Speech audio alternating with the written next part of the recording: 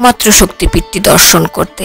এই মন্দিরটিকে স্থানীয়রা দেবীতালাব মন্দির নামে ডেকে থাকেন, কারণ এখানে একটি জলাশয় আছে এবং তার মধ্যে আছে একটি মন্দির, যেখানে দেবী চণ্ডী, দেবী লক্ষ্মী ও দেবী সরস্বতী পূজিতা হন।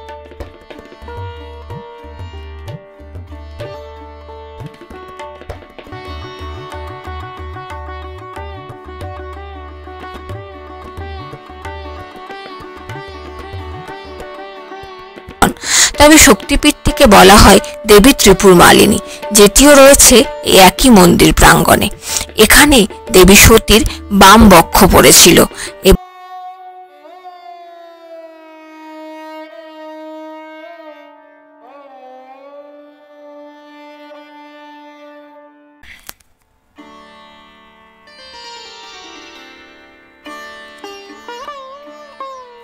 মহালয়ার পুণ্য তিথিতে আমরা চলে গিয়েছিলাম জলন্ধরে, পাঞ্জাবের একমাত্র শক্তিপীঠটি দর্শন করতে। এই মন্দিরটিকে স্থানীয়রা দেবীতালাব মন্দির নামে ডেকে থাকেন, কারণ এখানে একটি জলাশয় আছে এবং তার মধ্যে আছে একটি মন্দির, যেখানে দেবী চণ্ডী, দেবী লক্ষ্মী ও দেবী সরস্বতী পূজিতা হন। তবে শক্তিপীঠটিকে বলা হয় দেবী ত্রিপুর মালিনী, যেটিও রয়েছে এই একই মন্দির প্রাঙ্গণে।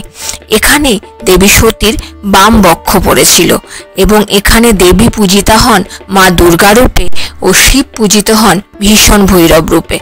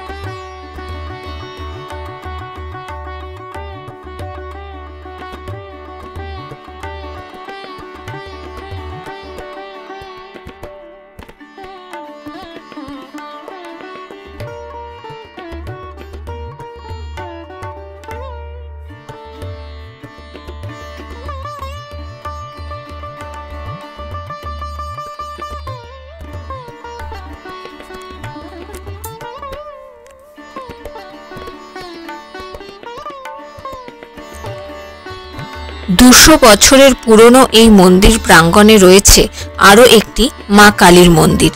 এছাড়া রাম মন্দির, শ্রী বালাজি মন্দির, বৈষ্ণোদেবী ও অমরনাথ গুহার আদলে তৈরি আরও দুটি মন্দির রয়েছে।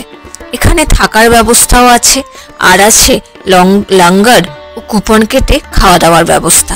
এখানে আপনি লঙ্গরে বিনা পয়সায়ও খেতে পারেন অথবা 50 টাকার বিনিময়ে কুপন কেটেও খেতে পারেন। এবারে আসি এখানে পৌঁছবেন কি করে। ট্রেনে জলন্ধর স্টেশন বা বাসে জলন্ধর আইএসবিটি থেকে সহজেই অটো বা টোটো করে আপনি পৌঁছে যেতে পারেন এই মন্দিরে। এছাড়া দিল্লি থেকে বাই কারেও চলে আসতে পারেন NH-44 ধরে।